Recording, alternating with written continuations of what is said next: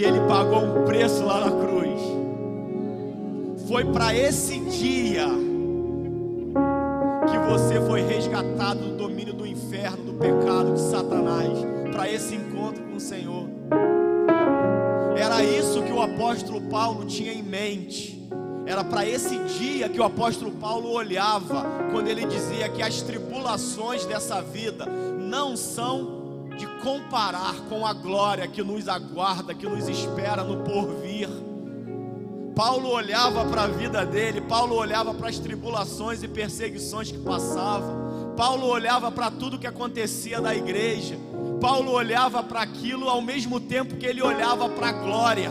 Ele olhava para esse dia e falava: isso não é nada perto do que está me aguardando, perto do que me espera. Ele olhava para Cristo vindo buscá-lo. Ele tinha isso focado tão claramente na mente dele, que todo o tempo, em todas as cartas dele, ele escrevia: Jesus vai voltar, Jesus vai voltar, Jesus vai voltar. E quando isso acontecer, nós estaremos com ele para todo sempre. Nada poderá nos separar do amor dele. Nada poderá se comparar a esse dia. Esse é o nosso foco, irmão. É para esse é o lugar que a gente tem que olhar. Amém? Glória a Deus. Você pode sentar.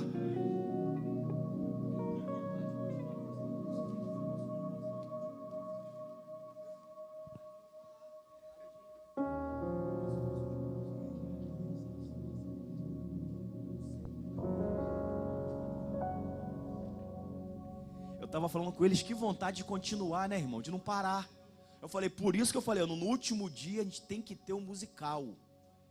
Por quê? Porque no último dia a gente vai ficar aqui o tempo inteiro só adorando, só cantando. Não precisa nem se preocupar muito com as músicas, não. Essas músicas aí mesmo, ó. Não se preocupa, essa aí é só cantar elas aí, essas que a gente já está cantando nos louvores dos domingos de manhã. Junta tudo e no último dia a gente canta ela, pronto. Mas nem sabemos se teremos o último dia, né?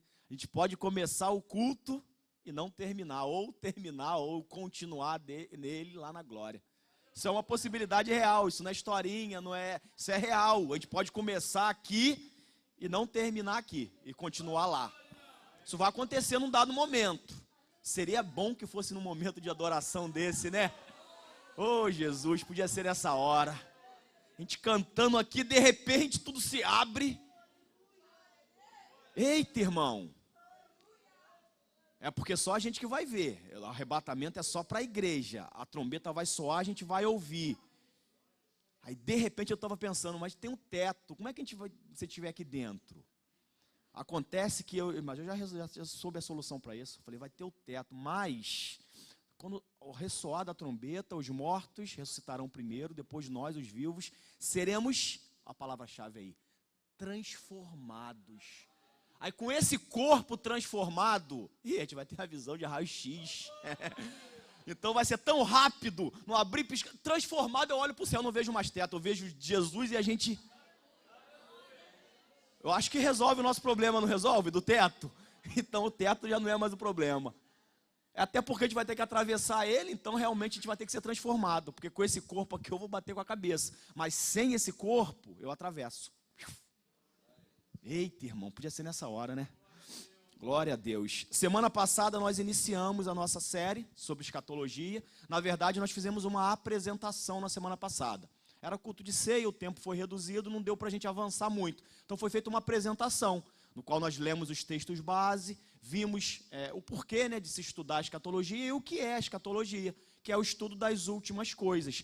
Normalmente a gente ensina, até com uma certa abundância, o plano de salvação, que é dividido em 3 partes. Isso independente da linha, independente de qualquer coisa, o plano de salvação ele é bem único dentro das igrejas. A gente se limita a esses 3, mas na verdade o plano de Deus para a gente, para a humanidade, o plano de salvação completo, eles são 4 partes e não 3 apenas. A gente fala 3 porque a terceira é um pouco mais difícil mesmo. Aí nós vimos que o plano de salvação ele é a criação, quando nós fomos criados, depois ele segue da queda, que a gente perdeu aquele relacionamento e comunhão com Deus, e vem a nossa redenção, que é quando Cristo vem e nos une novamente ao Pai, quando nós nos tornamos uma nova criatura, quando o velho homem ali é sepultado e ressurge uma nova criação em Cristo Jesus. A gente nasce de novo. E normalmente a gente para aí no plano de salvação. Só que a gente esquece a quarta parte, que é o que a gente chama de consumação. Então tem a criação, teve a queda, a redenção e a consumação. Os 3 primeiros já aconteceram na vida do crente. Quem não é crente ainda, só foi criado e caiu. Precisa ser redimido, aceitar Jesus. Nós que já aceitamos Jesus, fomos criados, caímos, mas fomos redimidos. Somos uma nova criação. Estamos aguardando agora a concretização de tudo isso, que é a consumação, que é quando do céu Jesus vai aparecer, no joelho. Não tem essa parte aí? Mas a igreja será arrebatada. Então a gente está aguardando a consumação. Quando então fechou tudo. Quando então não haverá mais morte, não haverá mais choro, não haverá mais. Então é isso que a gente está aguardando. Nós vimos isso. Então a escatologia, ela se propõe a estudar esse 4º tópico, a consumação, falar das coisas que vão acontecer. E hoje, já que nós fizemos a apresentação na semana passada, hoje nós vamos fazer uma introdução um pouco mais completa, onde eu vou colocar as bases para o que a gente vai começar a estudar na semana que vem. Semana que vem nós vamos começar a falar do arrebatamento propriamente dito. Vamos estudar o arrebatamento da igreja, para na outra semana a gente falar da grande tribulação, para na outra a gente falar do anticristo, que é o meu objetivo aí nessa série. Então, hoje eu vou lançar as bases teológicas, vou chamar assim, para que a gente possa entender tudo daqui para frente. Então vai ser bem técnico hoje. Então, assim, se prepare psicologicamente para ouvir uns termos legais, mas que é importante para a gente poder compreender. A compreensão desses termos vai facilitar a localização, vai facilitar a leitura da Bíblia. Quando você estiver lendo o texto, você vai se localizar em que momento escatológico aquilo está acontecendo. Então vai ficar muito legal. Eu estava vindo hoje cedo, eu estava lembrando, né, da oração de Jesus do Pai Nosso, que eu sempre lembro ela como um texto bíblico para entrar no meu coração, e depois eu oro baseado naqueles princípios. Aí eu estava lembrando que Jesus falando, Pai Nosso que estás no céu, santificado seja o teu nome, venha a nós o teu reino. Quando chegou nessa parte, rapaz, é uma oração escatológica. Que Deus habite em nós, mas ele também está falando do reino de Deus milenar, do reino de Deus permanente, do reino de Deus literal. Também é uma oração de falar, Senhor, venha nos buscar. Venha. Também é uma forma de nós, de Jesus incluir na oração modelo um pedido escatológico ali, o Maranata, o Senhor, venha a nós o teu reino, venha nos buscar, venha estar conosco. Então, assim, é muito importante que isso fique muito claro na nossa mente, o objetivo da escatologia, que é que a gente venha ansiar mais pela volta do Senhor. Então vamos lá. A escatologia, ela leva a gente a esse desejo, a esse anseio pela vida do Senhor, a viver aqui na terra uma vida em prontidão, uma vida de esperança, uma vida que aguarda isso. A ideia é que, como eu estou aguardando algo do futuro, isso venha de alguma maneira alterar o meu presente, ou motivar o meu presente, ou fazer com que eu viva o presente de tal forma que aguarde esse futuro próximo. Então eu preciso ter isso em mente. Eu vou ler aqui alguns textos com vocês, não são meu texto base, eu nem vou esperar você abrir. Eu só quero que você deixe isso entrar no teu coração e na tua mente, que você perceba que a escatologia serve para que a gente viva uma vida santa, uma vida sóbria, uma vida moderada, uma vida paciente, uma vida operosa na obra, no trabalho do Senhor. Então eu estou estudando essas coisas, a vinda do Senhor, essa minha bendita esperança deve fazer com que eu viva aqui na terra uma vida de santidade, uma vida de esperança, uma vida moderada, uma vida que eu fuja da aparência do mal, uma vida que eu opere, que eu trabalhe na obra e no reino de Deus, tá? E o primeiro texto que eu vou ler, eu não vou esperar vocês abrirem, porque o meu objetivo não é esmiuçar esses textos. Meu objetivo é mostrar a vocês o impacto que a escatologia tem que ter na sua vida, tá bom? Então vamos lá, 1 João 2,28 fala assim, ó: e agora, filhinhos, permaneçam nele. A ordem de João é que eu e você, a gente permaneça em Jesus, permaneça no Senhor, permaneça na nossa fé, permaneça nessa esperança, para que, Ele diz o motivo, para que quando ele se manifestar, está falando da vinda do Senhor, tenhamos confiança e não sejamos envergonhados, tendo de nos afastar dele no dia da sua vinda. Isso aqui é muito forte. Eu preciso viver a minha vida, eu preciso permanecer na minha fé, eu preciso guardar essa palavra, eu preciso persistir em me manter firme, fugindo do mal, fugindo do pecado, me santificando. Por quê? Porque quando ele se manifestar, eu não venha ter que ser afastado dele, ficar de fora. 1 João ainda, um capítulo à frente, o capítulo 3, a partir do verso 2, ele diz: filhinhos, esse é aquele texto que eu sempre leio, que eu gosto muito, que é um texto para mim bem difícil de compreender humanamente, mas o meu espírito se alimenta muito dessas palavras, que fala: amados, agora, está falando do tempo presente, agora, somos filhos de Deus. Quem é filho de Deus aí diz amém. Agora nós somos isso, né? Mas tem uma coisa, João diz: ainda não se manifestou o que nós havemos de ser, futuro. Gente, isso aqui é profundo demais. Eu pararia aqui, João, nem precisa continuar. Tá bom, filho. Tá bom. Eu quero ser, mas tá bom.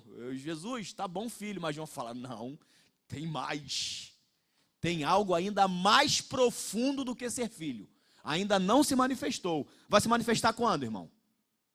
Na vinda de Jesus. Sabemos que, ele diz, o que nós sabemos agora? João diz, sabemos de uma coisa, que quando ele se manifestar, de novo a vinda de Jesus sendo repetida, quando ele se manifestar, seremos semelhantes a ele, porque haveremos de vê-lo como ele é. Aí agora ele vai dizer o objetivo de eu estar lendo esse texto. E todo o que tem essa esperança, quem tem essa esperança de Jesus voltar? Então estou falando para mim e para você. Purifique-se a si mesmo, assim como ele é puro. Olha o motivo da gente ouvir, estudar, ansiar pela vinda do Senhor. O que isso tem que produzir no meu presente? Uma vida de pureza.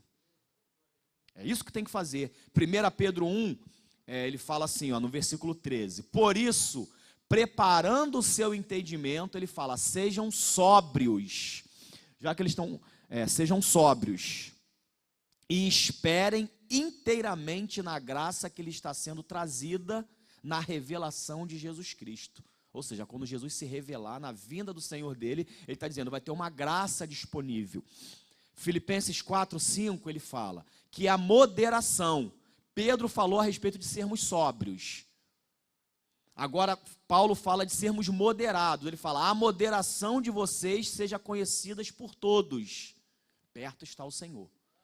Tudo é por causa da volta do Senhor. Perto está, ele está voltando. Por isso, sejam moderados, sejam equilibrados, sejam puros, estejam sóbrios. É isso que ele está dizendo. No Filipenses, no capítulo 1, voltando um pouquinho, Paulo fala, a partir do verso 6, dou graças pela maneira como vocês têm participado na proclamação do Evangelho. Ele está falando do serviço do Senhor, ele está falando da obra, do trabalho que aquela igreja produz. Ele está dizendo isso. Desde o primeiro dia até agora, estou certo de que aquele que começou a boa obra em vocês há de completá-la. Quando? No dia do Senhor, até o dia de Cristo Jesus, na vinda do Senhor. Ele está dizendo: olha só, eu estou feliz com o trabalho que você está fazendo. Ou seja, a motivação de nós trabalharmos na obra do Senhor, seja na igreja, seja em casa, seja... Porque o nosso trabalho não se limita à igreja. O trabalho no reino de Deus, ele é muito mais amplo. É viver, é interceder, é pais educarem seus filhos para serem grandes homens e mulheres de Deus, que é a nossa primeira tarefa como pais, em casa, ser exemplo, ser modelo, nosso trabalho. Então, assim, trabalhando aqui na igreja, servindo, nos ministérios, tudo isso tem que ser motivado, por quê? Eu estou aguardando a vinda do Senhor. É isso que ele está dizendo aqui. E por fim, 1 Tessalonicenses 5, verso 23, Paulo diz: o mesmo Deus de paz vos santifique em tudo, que o seu espírito, alma e corpo sejam conservados íntegros e irrepreensíveis. Em que momento, Paulo? Na vinda do nosso Senhor Jesus Cristo. Ou seja, tudo isso daqui tem um objetivo. Eu preciso estar preparado, pronto, santificado para um momento específico. Que momento? Quando o Senhor voltar. Porque quando Ele voltar, irmão, aí já não dá mais tempo. Aí não dá para eu falar, Jesus, espera um pouquinho, fica aí no céu. Não vem agora não, que eu vou trabalhar, eu vou servir, eu vou pregar o evangelho, eu vou interceder, eu vou cuidar dos meus filhos, eu vou dar exemplo na minha casa, no meu trabalho, eu vou fazer... Não deu tempo, acabou. Calma, Senhor, que as minhas vestes estão sujas, eu vou purificá-las. Acabou, não deu mais tempo. Espera, Senhor, que agora eu vou ser mais equilibrado, moderado, eu vou me santificar. Acabou. Quando Jesus vier, acabou o nosso tempo. Nosso tempo é agora. É agora que a gente tem que viver uma vida de santificação, uma vida em Deus. Amém? Vou apresentar bem rapidamente quatro objetivos muito claros para se empenhar nesse estudo da escatologia, para aguardar a vinda do Senhor.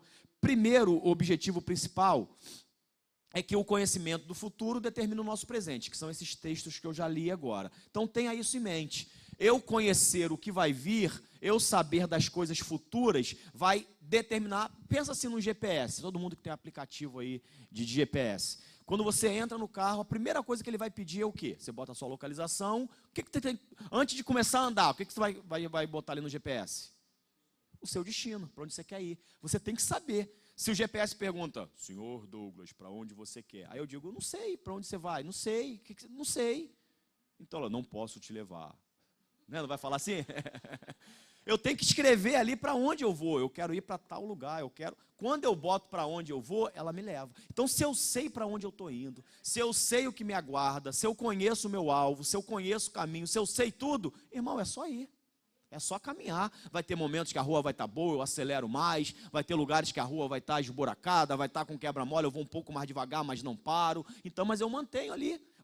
Vou abastecendo o carro quando tiver que abastecer, mas não continuo, não paro. Por quê? Porque eu sei aonde eu quero chegar. Então, a proposta da escatologia é justamente falar isso. Tanto é que a Bíblia tem cerca de 37% a 40%, quase a metade de todos os textos bíblicos são profecias.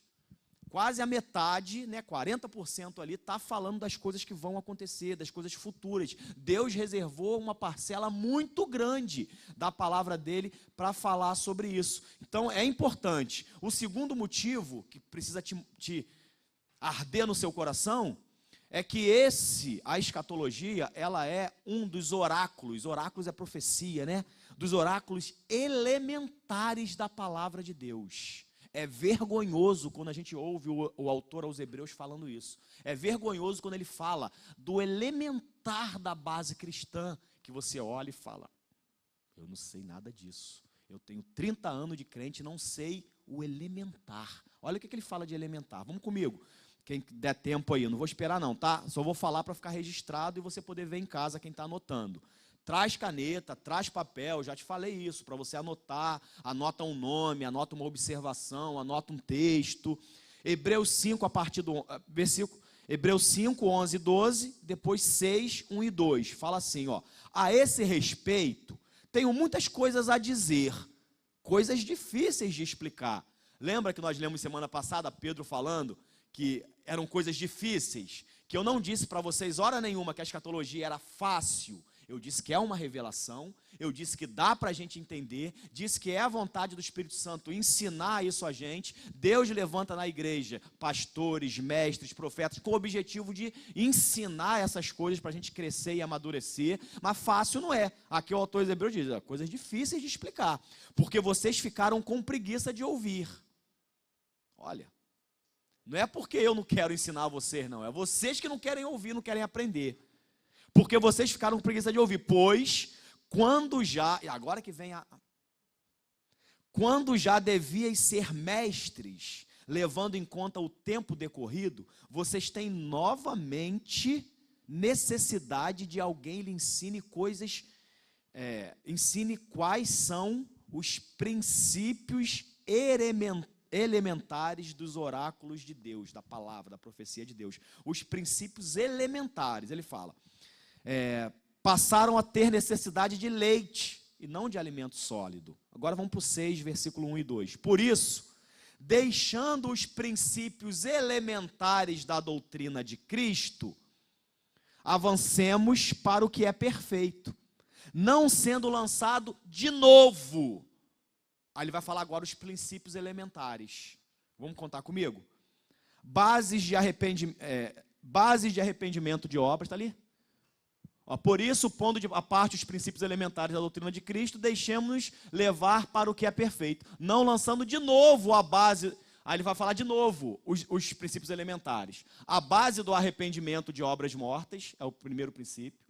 A fé em Deus, isso a gente fala bastante, esse princípio elementar de fé a gente fala bastante. O ensino de batismos, a gente fala também um pouco, não tanto, mas fala bastante. A imposição de mãos, a ressurreição dos mortos e o juízo eterno. De 6 princípios elementares, pelo menos 2 aí nós temos que são escatológicos, que é a ressurreição de mortos e o juízo. 2 assuntos elementares que era ensinado na igreja primitiva em abundância. Paulo escreveu em todas as cartas, exceto a carta ao Filemão. O Novo Testamento inteiro, de Mateus a Apocalipse, todos os livros falam de escatologia, exceto Filemão, que é pequenininha, 2ª e 3ª João, falei para vocês semana passada. Fora esses 3 livros, todos os demais falam abundantemente sobre a escatologia, sobre a volta do Senhor, sobre a ressurreição, sobre os juízos, que são doutrinas elementares, e que a gente muitas das vezes pouco sabe, e que a gente vai tratar aqui nesses dias. Então, por ser algo muito básico, a escatologia, ela precisa ser ensinada, precisa ser entendida. Amém? Primeiro, eu tenho que entender porque tem que alterar o meu presente, como eu vivo. Segundo, é uma doutrina básica, que a gente precisa saber. Terceiro, ela era ensinada, não vou ler os textos não, mas ela era ensinada com muita frequência na igreja primitiva. Tanto, destacando aqui Pedro, Paulo e João, eles ensinavam com fartura. Paulo, vou ler para vocês um pedacinho, Paulo fala em 2 Tessalonicenses 2 assim, irmãos, no que diz respeito à vinda de nosso Senhor Jesus Cristo e à reunião com Ele, está falando de escatologia, a vinda do Senhor Jesus e a nossa reunião com Ele. Pedimos que vocês não se deixem demover com facilidade, de modo a ficar perturbados, tristes, assustados, pensando que o Senhor já veio. Aí ele fala mais no final, ninguém de modo nenhum os engane, porque isso não acontecerá sem que primeiro venha a apostasia. Ele fala, e seja revelado o homem da iniquidade, o filho da perdição. Aí ele vem dizendo, aí no final ele fala assim, apresentando a vocês essas coisas, como eu costumava lhes dizer quando estava com vocês. Ele está falando do anticristo, ele está falando da vinda do Senhor, está falando do nosso encontro com Ele, e no final ele disse, como eu costumava dizer, sempre que estava com vocês. Ou seja, todas as vezes que Paulo se reunia com os Tessalonicenses, o que Paulo falava? Do anticristo, da vinda do Senhor, do nosso encontro com Ele. Aí Paulo saía, ficava um tempo, aí voltava para pregar. O que Paulo pregava? Do anticristo, da vinda do Senhor, do nosso encontro com Ele. Não pregava só isso, mas pregava isso com frequência. Percebem? João fala a mesma coisa. Em primeira carta de João é o tempo inteiro, ele fala, filhinhos, esta é a última hora. 1 João 2,18. E assim como vocês ouviram que o anticristo está vindo, já muitos anticristos têm surgido, por isso sabemos que essa é a última hora. O que João está dizendo? Como vocês já ouviram que o anticristo está vindo. O anticristo é um assunto escatológico. João estava falando para eles do anticristo, e João estava dizendo para eles que eles já tinham ouvido a falar sobre aquilo. Ou seja, João estava pregando uma coisa que ele já havia pregado antes. Era uma coisa repetitiva, era uma coisa que eles falavam com abundância. E um último motivo para a gente estudar a escatologia, essa é o que eu mais me prendo. Esse é o meu objetivo pessoal de falar disso para vocês, é esse último. Eu até conversei com o pessoal do louvor, falei com o Rafael, Rafael, eu sei que o ideal seria a gente botar só uma música, 2, bem rápido, sem falar muito, para poder ter mais tempo, mas eu não quero assim. eu quero que a gente tenha mesmo um período de ministração, eu quero que fale mesmo, que ore, que a gente cante, que a gente adore, porque eu acho que isso faz parte. Mesmo que reduza o meu tempo, no final eu digo que a culpa é tua, tudo certo. Mas mesmo que reduza o meu tempo, amém, a gente vai até onde der, quando não der mais a gente para e outro dia a gente volta, a gente pode fazer por módulos, fala uma parte agora, dá um tempo, respira, espera voltar normal, depois faz outra parte, enfim. Até que Jesus venha, a gente vai ter tempo para falar sobre isso. Mas eu quero esse momento de adoração, um momento de louvor. Por quê? Porque um dos motivos de estudar a escatologia é para que a gente venha ansiar pela vinda do Senhor. Não sei você, mas a gente está começando agora. Tenta lembrar de um mês atrás, se o seu coração já não está começando a acender essa chama e desejo pela volta do Senhor. Enquanto a gente estava cantando aqui, não sei se é porque eu também já estou há alguns meses falando disso o tempo inteiro, talvez o meu coração esteja um pouco mais ansioso do que o de vocês, mas a gente vai estar indo junto, não sei, mas eu estava cantando ali, irmãos, que desejo de Senhor, que seja agora. Então, um dos objetivos de estudar a escatologia é que a gente tenha esse desejo. A fé, ela vem por ouvir. À medida que a gente ouve, que a gente aprende, fé vai sendo produzida, nosso coração vai se enchendo, e fé só nasce. Gente, fé, entenda o que é fé. Fé vem por ouvir. Ouvir o quê? A palavra de Deus. Ouvir, a gente sabe que vem do verbo grego, akoi, que não significa simplesmente ouvir, entra no ouvido e sai no outro. Senão a gente botava um megafone aqui, e todo mundo que passava na rua ouvia e ficava hipnotizado, fé no coração. Isso não acontece. Fé, ouvir e reter. Só que a gente só consegue reter alguma coisa aqui dentro, a gente só consegue reter aquilo que a gente compreende, aquilo que faz sentido para a gente, aquilo que o Espírito Santo revela. Então eu entendo aquilo, o Espírito Santo revela, aquilo fica fixado, aquilo fica gravado aqui dentro, aquilo fica retido aqui dentro. Então, sem compreensão, não tem como ter absorção. E sem absorção não há retenção. Se não há retenção, não há fé. Porque a fé, acolhe, é reter. Então, para que a gente possa reter, tem que fazer sentido, tem que compreender. Tanto é que quando tem uma palavra que vocês entendem, que compreendem, que aquilo faz sentido, você sente o teu coração arder. Sabe o que é isso, esse coração arder? É fé nascendo. Reparem isso. Quando vocês são expostos pela palavra, quando vocês ouvem alguma coisa e aquilo de alguma forma você entende, o Espírito Santo revela aquilo, você, meu Deus, aí você sente aqui dentro queimar. É fé nascendo. É fé sendo produzida, porque a palavra ficou retida ali. Então, para a gente ansiar a vinda do Senhor, precisa reter essa palavra. E para a gente reter, ela precisa fazer sentido. A gente precisa compreender, saber o que está acontecendo ali dentro. Não olhar para o Apocalipse e achar que é um mistério, algo que não dá, oculto. Não, é algo que Deus está me revelando, porque Ele quer aumentar esse meu desejo pela vinda dEle. Quando eu estava cantando aquela canção antiga, que ele começou a descrever ali vários títulos de Jesus, que maravilha, né? O cavaleiro do cavalo branco, que legal ler aquilo faz sentido, eu entendo o que significa aquilo. Vai acontecer depois da tribulação, quando Jesus vir e a terra vai estar aqui num caos danado, ele vem junto com a igreja, ele vem na frente. É assim que viam os generais na guerra, depois da guerra estar prestes a vencer, vinham num cavalo branco e vinha todo o exército atrás. Vai vir a igreja depois de ser abençoada lá no céu, de receber o galardão depois da festa das bodas do Cordeiro. A igreja vem atrás, Jesus vem à frente, o cavalo branco já vem com a espada que vai sair de sua boca, que vai matar o anticristo. Então assim, foi uma única frase que o Rafael falou. Como é que eu não sei, eu até esqueci o ritmo, mas o cavaleiro do cavalo branco, aí as meninas cantaram santo, santo, santo. Eu fiquei vendo a imagem, fiquei vendo Jesus. Então esse é o objetivo. É que a gente começa a ver essas coisas e entender. Na sua coxa está escrito Rei dos Reis, Senhor dos Senhores. Está lá Apocalipse dizendo que esse cavaleiro vai ter escrito na coxa dele isso. Porque quem vai ser o Rei dos Reis e Senhor dos Senhores aqui na terra é o anticristo. Mas aí vai vir do céu e aquele matou, esse é o Rei dos Reis e Senhor dos Senhores, e não esse aqui. Então é todo um contraste, a gente começa a compreender essas coisas. Então que a gente venha ansiar mais pela vinda do Senhor. Amém? Glória a Deus por isso. Para falar dos nossos nomes agora, das terminologias, quem estiver anotando aí já fica preparado para anotar. Mas eu só queria fazer um desabafo aqui rápido a respeito dessa questão. Eu fiquei durante muito tempo da minha vida, vamos botar aí, a última vez que eu vi isso de novo foi na minha adolescência / juventude. Eu não tinha muita compreensão, mas eu tive contato com esses assuntos e eu ficava fascinado por isso.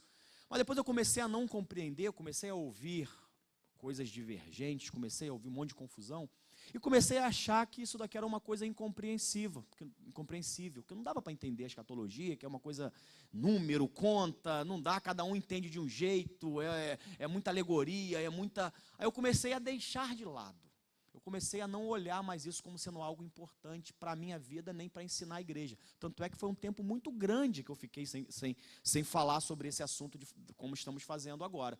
E eu comecei também a perceber que assim, essas coisas não dá.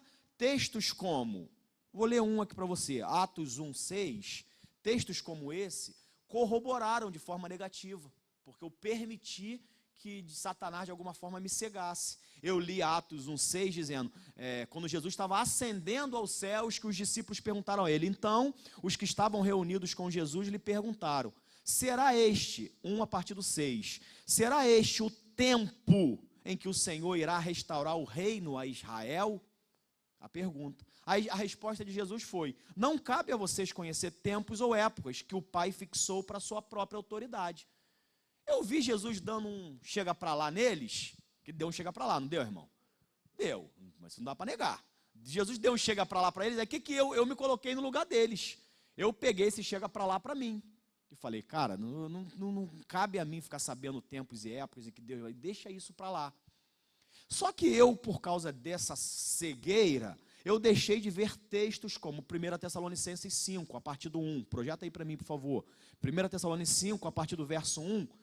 Paulo fala, irmãos, relativamente aos tempos e épocas, Jesus falou lá atrás que tempos e épocas não cabia aos discípulos. Agora Paulo fala, aos tempos e épocas, não há necessidade que eu vos escreva. Paulo está dizendo, eu não preciso escrever isso para vocês, eu não preciso falar para vocês. Pois vós mesmo estáis inteirados com precisão. Paulo disse, eu não preciso ensinar a vocês, por quê? Vocês já sabem. E vocês já sabem com precisão, com detalhes, de que o dia do Senhor vem como um ladrão de noite. Ele está explicando. Quando andarem dizendo paz e segurança, eis que lhes sobrevirá repentina destruição, como vem as dores de parto, a que está para dar luz, e de modo nenhum escaparão. Mas vós, irmãos, não estáis em trevas, para que esse dia, como ladrão, vos apanhe de surpresa. Ele está dizendo, Jesus vai vir como um ladrão à noite. O arrebatamento é no abrir e piscar de olhos. Ninguém sabe quando o ladrão vem, porque se soubesse, Jesus vai dizer, você arrumaria a casa, botaria o valente ali para que ele não entrasse. Ninguém sabe. Aí Paulo está dizendo para os Tessalonicenses, eu não preciso falar para vocês desse dia, porque vocês sabem com precisão, que esse dia vem como um ladrão e vai pegar. Mas para vocês, esse dia não vem como um ladrão. Olha, irmão, que coisa profunda isso. Deixa eu ler junto com vocês. Porquanto vós todos... Volta para mim por favor, o 4. Mas vós, irmãos, não estáis em trevas, para que esse dia, como um ladrão, vos apanhe de surpresa. Esse dia, o arrebatamento, vai ser como um ladrão, pegar de surpresa quem? Você? O mundo. Que está em trevas, está em escuridão, eles vão ser pegos de surpresa. E a gente? A gente não. A gente não vai ser pego de surpresa não, porque nós somos filhos da luz.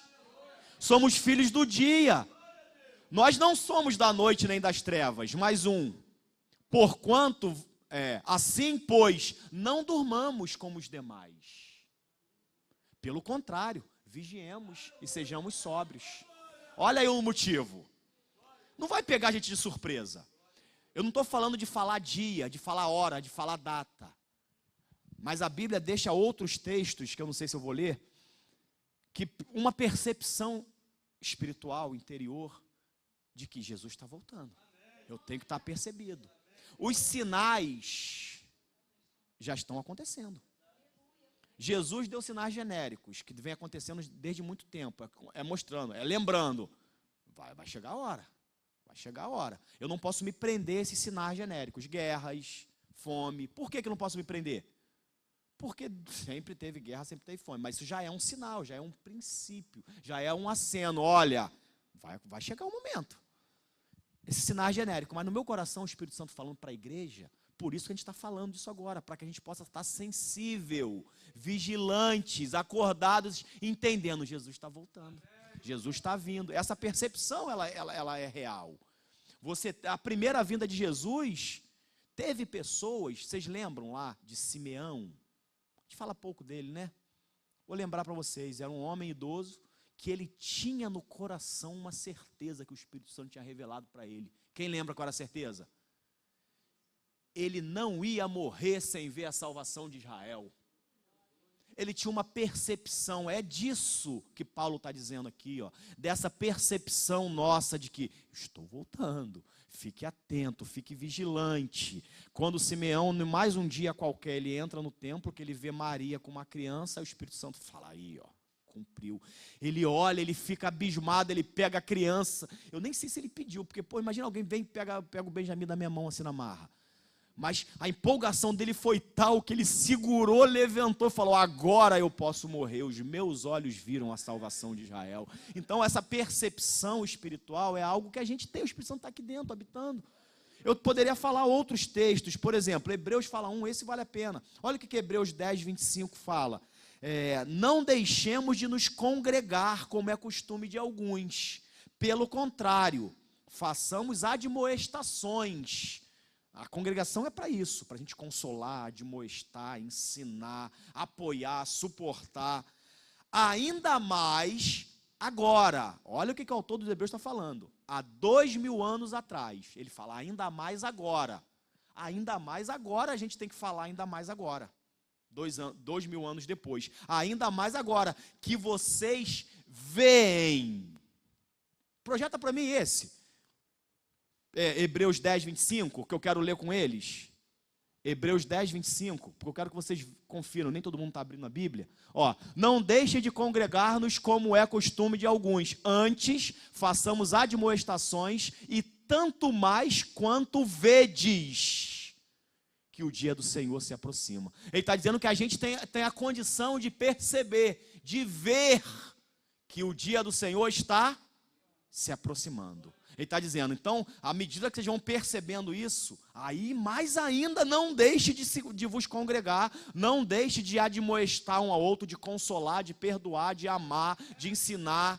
É isso que ele está dizendo aqui para a gente, e muitos outros textos, né? O próprio Jesus fala em Lucas 21, 34, acautelai-vos, para que nunca vos suceda que o vosso coração fique sobrecarregado de glutonaria, embriaguez e cuidados da vida. Ele está dizendo, não bota a tua mente, o teu coração nessa vida, ao ponto de você ficar preocupado com comida, com bebida, com coisas, para que aquele dia não vos venha repentinamente como um laço. O que ele está dizendo, o que Jesus está dizendo? Esse dia não é para pegar vocês repentinamente. Esse dia é para chegar no momento em que vocês estão falando, Senhor, eu estava te aguardando. Jesus queria que na primeira vinda dele, todos os estivessem aguardando. Mas eles não entenderam. Jesus já falou, eu vou morrer, mas no terceiro dia eu vou me encontrar com vocês na Galileia. Eu vou morrer, mas no terceiro dia eu voltarei e me reunirei com vocês. Eu vou morrer, mas o povo não percebeu e se dispersaram. Aí Jesus apareceu, não tinha ninguém esperando ele. Jesus queria que eles estivessem esperando, aguardando, para quando ele ressuscitasse, todo mundo sentado lá em volta da pedra, lá, Senhor, a gente estava aqui te esperando, você falou que ia voltar. Nós estávamos te aguardando. Mas o povo não se apercebeu que na segunda vinda dele a gente faça diferente. Que quando ele estiver vindo, a igreja esteja sentada aqui falando, Senhor, eu estava te aguardando. Meu coração estava queimando aqui, dizendo, eu estou chegando. Amém, irmãos? Glória a Deus, Jesus voltará. Aleluia por isso. Glória a Deus. Vamos lá então. Desenvolvimento nosso aqui, eu vou falar rápido para vocês as nomenclaturas, tá? No posicionamento nosso, sobre como a gente pensa a escatologia. E a primeira grande divisão da escatologia, cuidado, a primeira grande divisão da escatologia é como eu entendo e interpreto a Bíblia. Essa é a primeira grande divisão. Eu tenho duas maneiras de encarar a Bíblia. Muita atenção a isso, que isso vai fazer toda a diferença daqui para frente. Ou eu encaro a Bíblia de forma literal, ou eu encaro a Bíblia de forma alegórica. Se eu entender a Bíblia de forma literal, eu vejo que o que está escrito ali significa o quê? O que está escrito ali. Que se está escrito, é verdade, vai acontecer de que maneira? Como está escrito. Agora, se eu encaro a Bíblia de forma alegórica, aí eu olho aquilo ali e ela vai acontecer da maneira que a minha mente fértil imaginar. Aí cada um pode imaginar de um jeito. Agora, quando eu encaro a Bíblia de forma literal, não quer dizer que eu estou desconsiderando as tipologias, as figuras, as alegorias, as parábolas. Só que todas essas figuras, alegorias e parábolas têm uma aplicação literal. Entendem? Deixa eu dar uma diferença básica entre os dois, antes de falar como a gente pensa. Uma diferença básica. Na alegoria, por exemplo, a teologia liberal se baseia nessa forma de interpretar. Para ela as coisas não acontecem exatamente como está ali. Então, quando Jesus, por exemplo, fez a multiplicação de pães, né, e peixes, 5 pães e 2 peixes, ele não tinha 5 pães e 2 peixes, literalmente, 5 pães, 2 peixes, e com aqueles 5 pães e 2 peixes, houve uma multiplicação sobrenatural e alimentou mais de 5.000 pessoas. Para eles não aconteceu isso. O que aconteceu é que quando Jesus manda as pessoas sentarem em grupos, as pessoas sentaram, se acalmaram e cada um pôde compartilhar o que tinha. Então, o exemplo é que tinha uma pessoa com 5 pães e 2 peixinhos, compartilhou com o seu grupo. Mas tinha uma outra pessoa que tinha ali um salgadinho, tinha uma broa e tinha uma fruta, compartilhou, e outro tinha outra, compartilhou, e outro tinha outra. Então, no final das contas, todo mundo se alimentou e ainda sobrou. Mas não houve nenhuma intervenção sobrenatural, não houve nenhuma multiplicação. Então, aquele texto é verdade, eu acredito na Bíblia, mas eu não acredito numa aplicação literal, mas uma aplicação alegórica. Outro exemplo, o Mar Vermelho se abriu, e a Bíblia diz que o povo pisou seco. Para quem acredita de forma alegórica, o Mar Vermelho era um obstáculo diante do povo. E aquele obstáculo não conseguiu parar o povo de Deus, mas o povo de Deus passou a seco, ou seja, o obstáculo não os freou. Mas o mar, literalmente, ele não abriu. O povo não passou literalmente ali. Então, eu tenho que olhar a Bíblia e tomar uma decisão.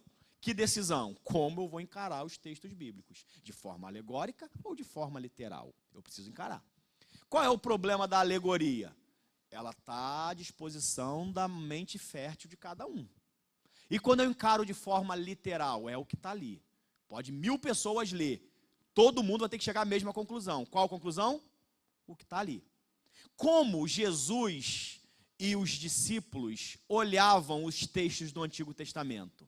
De forma literal ou alegórica? Eu tenho que fazer essa pergunta, porque ele é o nosso modelo. Quando Jesus, por exemplo, fala de Jonas, se referindo a si, ele fala, assim como Jonas ficou 3 dias e 3 noites no ventre do peixe. Jesus estava se referindo a algo alegórico ou literal? Literal. Quando Jesus faz referência ao Antigo Testamento, assim como uma serpente foi levantada no deserto, ele está falando que foi algo simbólico ou literalmente foi feito, forjado. Então a gente começa a perceber que Jesus, os discípulos e os judeus até hoje olham toda a Torá, todo o Antigo Testamento de forma literal. Então já está uma deixa de como a gente tem que seguir. Então, quando eu começo a olhar a Bíblia, encarar e ver ela de forma literal, eu começo a ter menos problema e começo a ter conclusões mais claras. Então essa é a abordagem que a gente segue. Sempre que a gente ensina alguma coisa na Bíblia, eu faço aplicações espirituais, mas sem tirar a essência que o texto ele é. Eu, quando falo sobre abrir o Mar Vermelho, eu faço aplicações espirituais. Irmãos, assim como Deus abriu o Mar Vermelho, literal, Deus também fará com que você passe pela essa provação. Esse mar não vai te parar, ainda que se o mar não se abrir, Deus vai te fazer passar por sobre as águas, a canção diz, rompendo em fé.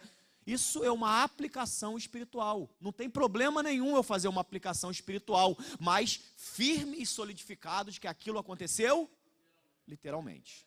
Entenderam a diferença? Então, nós lemos a Bíblia e interpretamos ela de que maneira?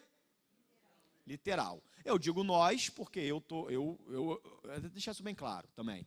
Aqui não é um curso teológico. Alguém pode ver na internet no futuro. No curso teológico, o professor ele não fala o que é ou o que não é. Ele apresenta as linhas e que o aluno tome a sua decisão por si só. Aqui não é um curso teológico. Aqui eu estou servindo a igreja como pastor e tenho a responsabilidade de ensinar. E eu vou ensinar o que depois de eu ficar estudando, esmiuçando e lendo, discutindo e falando, e Tony, Glaucio, Amanda, não concorda. Depois de ficar um bom tempo, a gente chegou num ponto para ensinar a igreja. Então, o pastor é parcial, ele diz exatamente, eu vou dizer exatamente o que a gente pensa e nem sempre eu vou ficar aqui falando os outros, ou que está errado, ou porque está errado. Eu vou focar no que é certo ao nosso entendimento. Amém? Então a gente sempre encara a Bíblia numa leitura literal. Amém? Vou dar um exemplo para vocês, o último exemplo, para que vocês percebam que encarar a Bíblia de forma literal não quer dizer que a gente dispensa ou que a gente exclua as figuras. Quando eu estou lendo um texto e vejo que é uma figura, eu encaro ela como uma figura. Jesus usou muitas figuras. Jesus contou muitas parábolas. O reino de Deus é semelhante, é como um homem que lançou. Não foi um homem literal que lançou. Aquilo ali é uma história que Jesus contou. Mas a aplicação daquela história é literal. Tá? Por exemplo, o Apocalipse, que é um livro que tem muitas figuras, muitas figuras. Quando eu leio o Apocalipse e eu consigo interpretar ele de forma literal, sem nenhum problema, é assim que eu interpreto. Agora, quando eu tenho um problema ao interpretá-lo literalmente, aí eu entendo ser uma figura. Vou dar um exemplo. Apocalipse 20, de 1 a 3. Eu vou ler para que vocês ouçam e vocês vão me dizer qual é literal e qual é alegórica, tá? É vocês que vão me dizer, então muita atenção. Apocalipse 21, 3. Eu vou ler os dois textos, depois você me diz se o primeiro ou se o segundo é literal ou alegórico.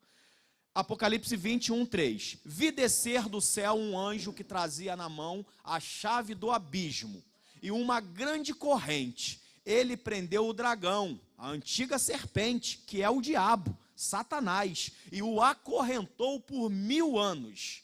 Lançou-o no abismo, fechou e pôs um selo sobre ele, para assim impedi-lo de enganar as nações até que terminassem os 1000 anos. Depois disso, é necessário que ele seja solto por um pouco de tempo. Guarda esse texto.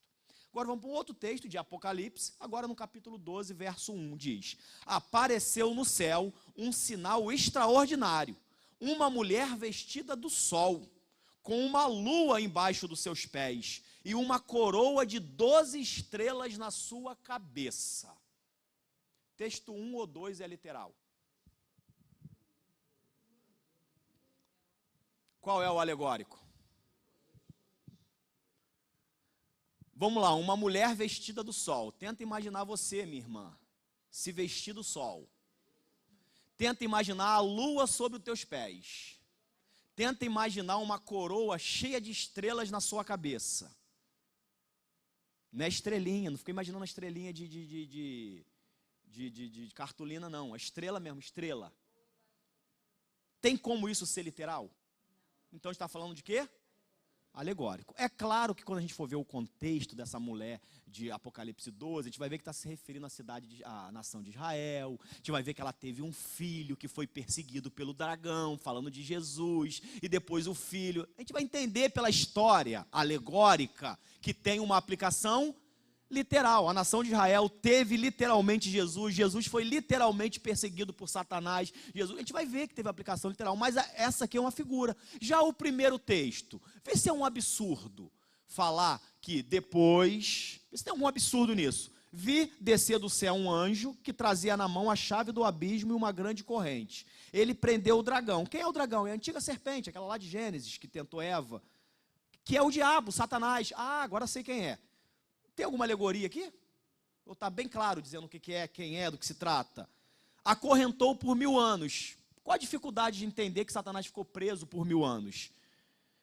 Lançou-o no abismo, fechou e pôs um selo sobre ele, para assim impedi-lo de enganar as nações, até que terminassem os 1000 anos. Acabou os 1000 anos, eu soltei ele por mais um período de tempo. Tem alguma coisa absurda em eu imaginar essa coisa acontecendo? Então esse texto eu tenho que encarar ele de literal ou alegórico? Literal. Percebeu como que você já tem condições de olhar um texto e ver se esse texto tem que ser interpretado literalmente ou não? Beleza?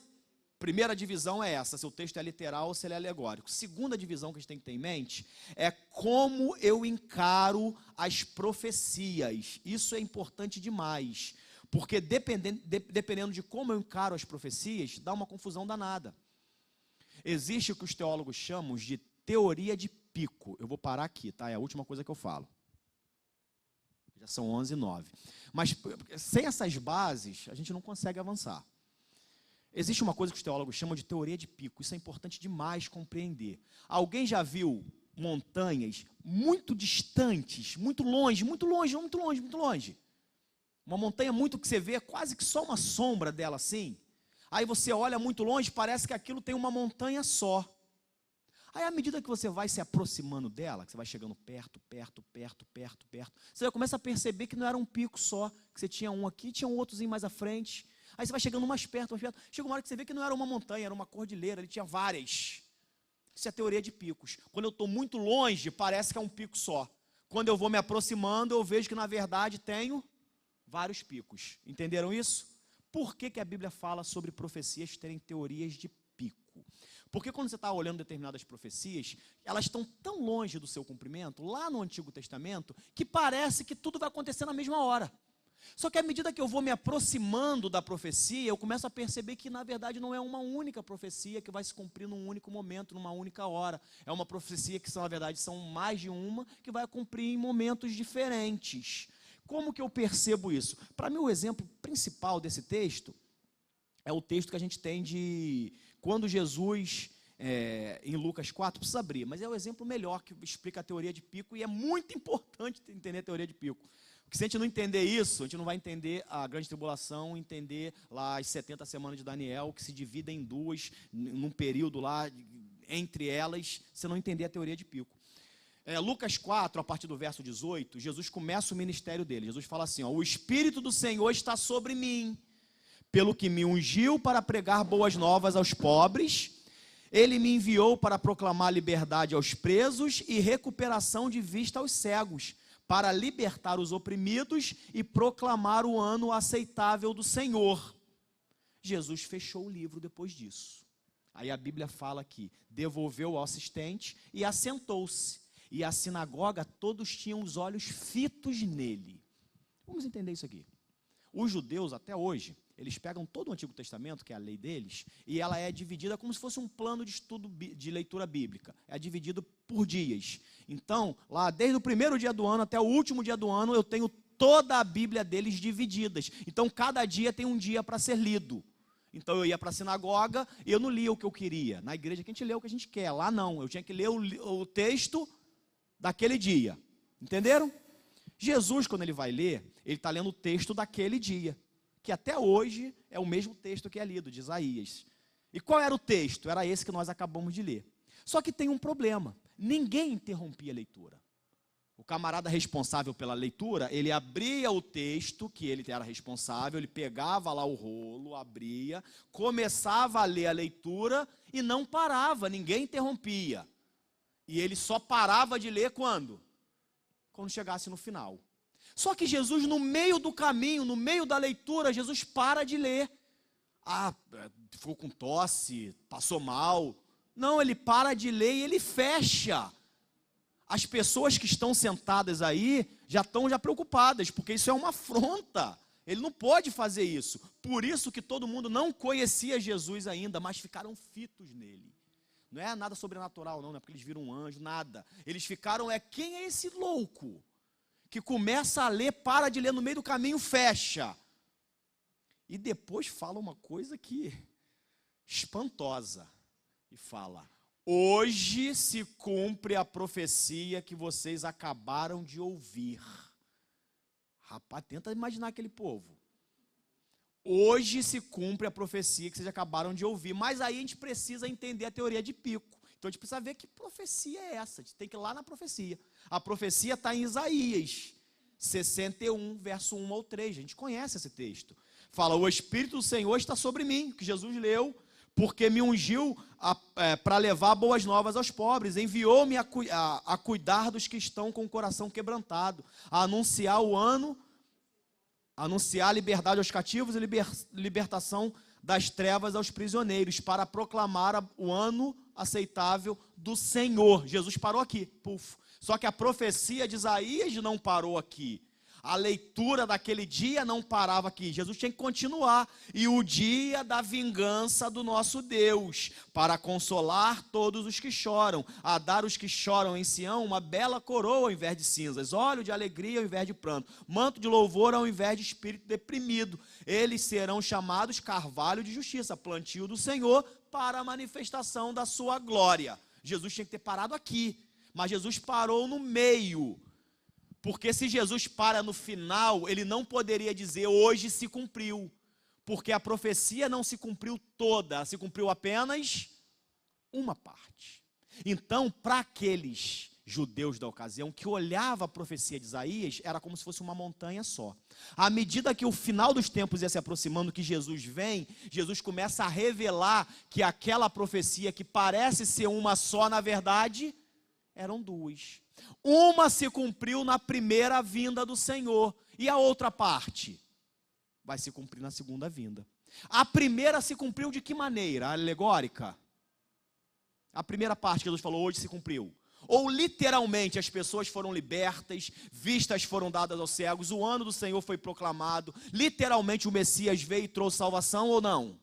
Literalmente. Se a primeira parte se cumpriu literalmente, como eu devo aguardar a segunda? Literalmente. Só que quando eu leio o texto, realmente parece que é uma coisa só, mas se divide. Então eu tenho que começar a olhar para as profecias e isso daqui já se cumpriu quando Jesus veio. Isso aqui não se cumpriu ainda. O reino de Davi foi estabelecido? Sim ou não? Pensem melhor. Aquelas profecias de que é juntar, de que ia se assentar ao lado para governar de forma literal. Não, dessa forma literal não. Essa forma não se cumpriu ainda, mas tem profecia com promessa ficou professa. Tem profecia dizendo que isso vai acontecer ou não. Se não aconteceu ainda, vai acontecer quando Jesus vir implantar o reino milenar dele. Então eu começo a perceber que o que não aconteceu ainda, vai acontecer. Isso é teoria de Pico, é importante. Por exemplo, a canção de Isaías 9, que a gente canta aqui, não tem nada de errado, só que é uma canção que está como se fosse um monte só. Me lembra aí a canção, pessoal que lembra, a canção do Rodolfo Abrantes. O menino nasceu, como um filho se nos deu, ele é o próprio Deus, que vive em mim, debaixo de suas asas, eu me esconderei. Beleza, está falando de Isaías 9, que Jesus veio, nos nasceu, tal. E o seu nome é maravilhoso, conselheiro, tal. Deixa eu falar a segunda parte. Essa parte. O céu começa a se abrir, toda a terra se dobrou a ti. Cristo, Rei dos Reis, veio me buscar. Vamos parar aí. A gente já saiu há muito tempo. O céu começa a se abrir, toda a terra se dobrando ao Senhor. O arrebatamento já aconteceu 7 anos antes. A gente já participou das bodas do Cordeiro, a gente já recebeu o tribunal e a gente vai vir com ele. Quando o céu se abrir, a gente vem com ele. Então a gente lê a canção e não percebe que tem ali uma profecia de Pico, que está falando de um monte de evento de uma vez só. O céu começa a se abrir, toda a terra se prostrou a ti, veio me buscar. Leva-nos em suas mãos, pelas portas da cidade, na Nova Jerusalém. A Nova Jerusalém só vai vir depois que a gente for arrebatado, depois que a grande tribulação começar com 7 anos, aí o céu se abre, Jesus vem, todo o joelho se dobra, a gente vem junto com ele, Satanás é preso por 1000 anos, o milênio acontece, Jesus reina literalmente aqui na terra com a igreja, os mortos lá do Santo Antigo Testamento são ressuscitados, depois Satanás é solto por mais um período de tempo para tentar aquelas pessoas que nasceram no período do milenar, depois disso tudo, eu vejo a nova Jerusalém descendo do céu. Só então que a gente vai entrar em Jerusalém. Mas cantando a canção. Eu acho que tudo aconteceu ao mesmo tempo. A gente foi arrebatado, Jesus veio. Acaba que a gente não entende. Por causa da teoria de Pico. Agora vocês vão entender. Agora vocês vão cantar falando, mas vai me buscar não. Eu já vou estar lá já. Vai buscar a galera que ficou na tribulação aí. Não estou dizendo que a canção está certa ou errada não, porque Isaías profetizou assim também, nós acabamos de ler agora, ele profetizando que o Messias vai vir e vai julgar, Jesus não veio julgar, por isso que Jesus fala, eu não vim julgar o mundo, por isso que Tiago e João quiseram falar para o samaritano, quer que a gente manda fogo do céu, vocês não sabem de que espíritos sois, eu não vim julgar, não é agora que eu vim para julgar o mundo, eu vou vir julgar depois. A profecia de Isaías que se cumpriu foi até o ano aceitável do Senhor, o dia da vingança do nosso Deus está reservado para uma nova época, que vai ser no período da tribulação, vocês não vão estar aqui, não é para vocês, então a gente começa a entender com mais facilidade, amém, irmãos? Essas bases, elas são muito importantes, essa teoria de Pico é muito importante, entender que a profecia, muitas das vezes, esse é meu último tópico, tá? Eu estou finalizando, as profecias, muitas das vezes, elas são cumpridas na época que o profeta falou. Por exemplo, quando Jeremias fala que o povo vai para o exílio, que momento que o povo foi para o exílio? Enquanto Jeremias estava vivo, se cumpriu naquele momento, mas o mesmo Jeremias compra uma terra, uma escritura, lavra, bota presa, manda Baruque esconder, já fazendo menção à escatologia, de que no futuro, que nem Jeremias estaria sendo vivo mais, o povo de Israel retornaria para a tua terra. Isso aconteceu, foi cumprida lá em 1940 e pouquinho, lá depois da Segunda Grande Guerra, o povo retornou e a nação de Israel voltou a ser nação. Então as coisas aconteceu naquele momento, mas tinha porção da profecia que era para o futuro. Eu tenho que ter isso em mente. Eu tenho que ter em mente que muitas das vezes a profecia se refere a alguém que existe, real, literal, mas também a agentes espirituais. Tanto Isaías como Ezequiel profetizam um sobre o rei da Babilônia e outro sobre o rei de Tiro, que eles começam a descrever esse rei de Tiro, que era majestoso em tudo o que fazia, começa a descrever, a gente começa a perceber que o rei de Tiro, ele existiu, foi um homem real, um homem cruel, um homem mau, um homem que também foi cheio de riquezas e glórias na sua época, mas que tem elementos no rei de Tiro, que são elementos sobrenaturais. Tu estavas assentado nas alturas, rodeado, sendo louvado, tu começa a perceber, rei de Tiro? Sentado às alturas, rodeado, a gente começa a ver a descrição que aquele rei de Tiro era uma tipificação do próprio Satanás, de Lúcifer antes da queda. Ele fala, e visto que tu foste jogado, lançado para a terra, te tirei de tudo, ó estrela da alva. E vocês começam a perceber que aquela profecia se refere a um homem real, um homem que existiu, o rei de Tiro, mas também está se referindo a Satanás. Se refere ao rei da Babilônia, mas também se refere a Satanás. Então as profecias podem ter um cumprimento na hora que foi dita, mas pode ter um cumprimento futuro. Pode se referir a uma pessoa real, mas também uma pessoa espiritual. Então as profecias, eu tenho que ter isso em mente quando estiver lendo, porque senão eu não consigo compreender o que está aqui. Amém? Paramos aqui então. Na semana que vem, vamos começar arrebatamento, mas antes vamos falar as nomenclaturas. Se nós somos pré-tribulacionistas, se somos pós-milenistas, se somos amilenistas, se somos... A gente vai estar sabendo semana que vem. Amém? Vamos ficar de pé. Porque se eu não der essas bases para vocês, não entende. Glória a Deus. E aí? Está alimentado, ansiando pela vinda do Senhor? Vamos estar aqui semana que vem? Chama o teu colega que não veio, que vem à noite, você não está vindo não? Está perdendo, você tem que estar lá. Assistir da internet não é igual. Você não vai estar aqui na ministração. Esse calor aqui, fala irmão, é igual. Do louvor aqui, a presença de Deus, de tempo real. tem que estar aqui fisicamente. Se não puder, está trabalhando, aí é diferente. Mas se puder, amém? Glória a Deus. Segura o seu dízimo, a sua oferta, vamos apresentar ao Senhor. Eu vou aproveitar para estar fazendo aqui algumas orações.